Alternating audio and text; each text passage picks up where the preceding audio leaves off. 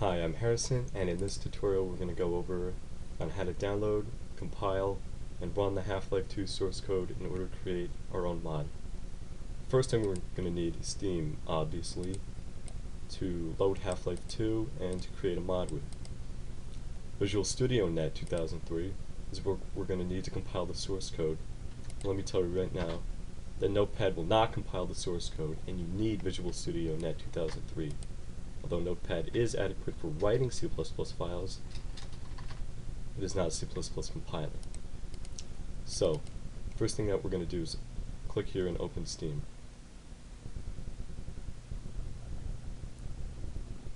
Now, I already have the Source SDK installed, which we're going to need to download the source code. But if you don't, you can go to Tools, right-click, and go to Install Game. It'll download some files that are needed, and after that you're ready to go. So double-click on Source SDK. You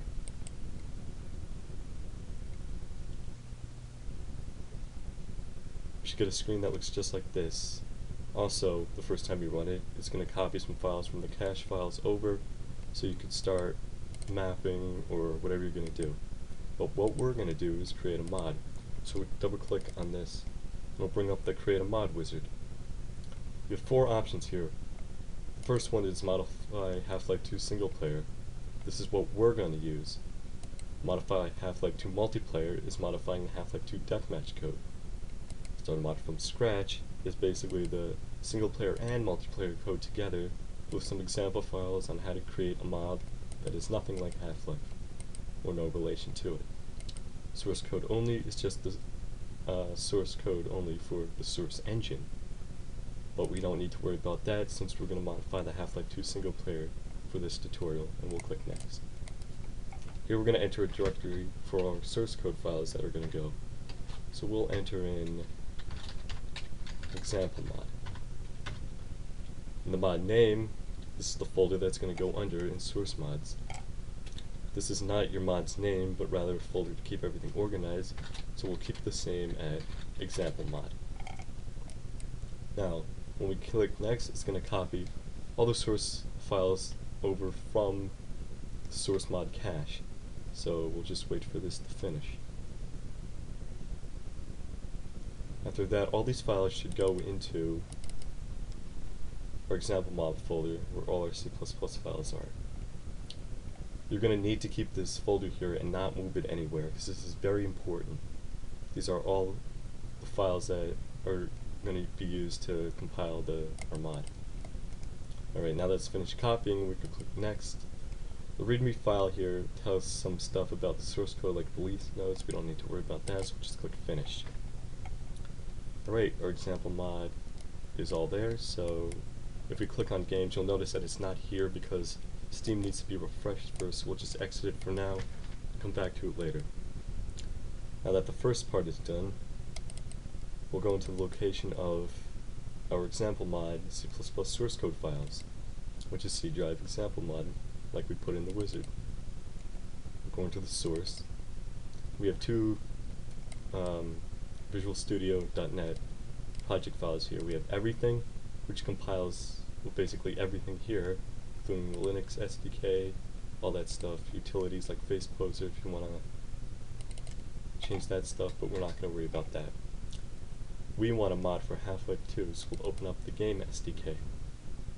Let's load all the stuff within what we call the client DLL, which is going to be used for storing mod information that Half-Life 2 can read. We have two solutions here. We have, or rather should I say two projects here. We have the client, which is the source engine. We have HL, which is basically the game itself. Alright.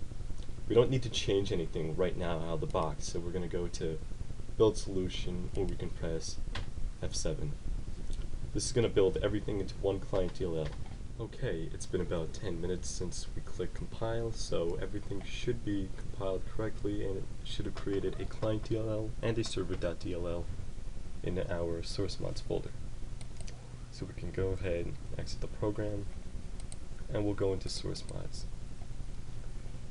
Here's the folder, and here we have 3 important folders along with 3 important files. In our bin we have client DLL, which controls the client side, which is everything that we compiled in here into one DLL that Half-Life 2 can read. We don't have to worry about server DLL because we're not running a server, nor are we playing Half-Life 2 Deathmatch. Resource has everything about the client scheme. You could change all the colors, text, font throughout your Half-Life 2 mod.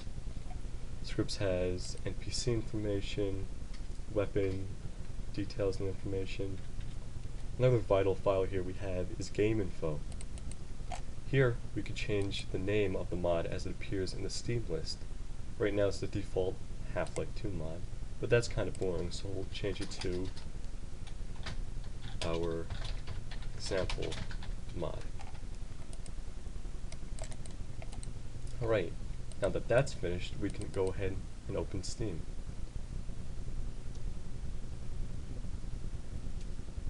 And now that everything is compiled correctly and placed into the source mods folder, we should have a new item on our list that is called our example mod. So basically this is a brand new working Half-Life 2 mod, similar to Counter-Strike but without all that jazz. So I'm going to go ahead here and set some launch options just to test it. I already have some predefined ones, some parameters here. First one is console, used to bypass the startup map, which we don't need to look at. The width and the height is 640 by 480, and it's in a small window just used for testing. This is what I use. So close that and we could run it.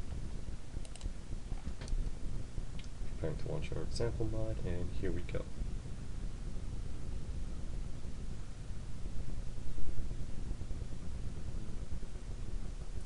Skip the loading AVI.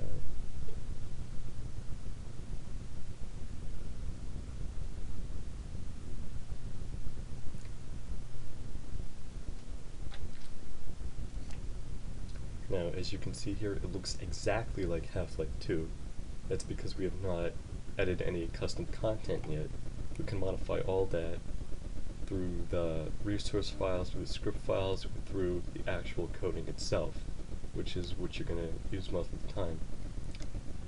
We don't have any chapters because we haven't defined any or created any maps. But what we're going to do for now is just test to see that the mod works. So we'll type in map SDK shader examples, and okay. Alright, looks like it's done loading, and as you can see here, we have a fully working Half-Life 2 mod. Everything about it seems correct, just ignore that. It's a problem with the map, not the mod. Give ourselves all the weapons if we want. Everything seems to be working correctly. Now all that's left to do, well, not all, but to add some content to our mod, such as mapping, new weapons, new NPCs, new textures, whatever you want. And maybe one day you'll create a great mod like Counter-Strike or Day of Defeat. So, hope that you enjoyed this tutorial.